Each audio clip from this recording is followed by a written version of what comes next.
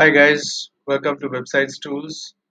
In this tutorial video, I'm going to show you how you can copy and paste your Websites Tools pixel code into your WordPress website or WordPress e-commerce site. So first, you have to log into your Websites Tools login account. So I have only logged into my account, and then you have to go and create a campaign. Once you create a campaign, you have to give it a name and then save it, just like this. So here I've created a campaign called Demo Page. So I just click on this Install Pixel, copy pixel, and then I go into my WordPress site. So when you log into your WordPress dashboard on the left side, you will see appearance.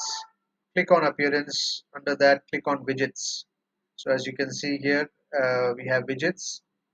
Scroll down and then click on choose a type of block and select custom HTML and paste your code. In this case, I've already pasted my code here. As you can see, pixel code, and just click update. That's it, and your pixel code is saved. That's it, and then you don't have to do anything else. All the other changes, updates you have to do from inside Websites Tools, and you never have to really come back to this part of your website again. That's about for this video. Thank you for watching.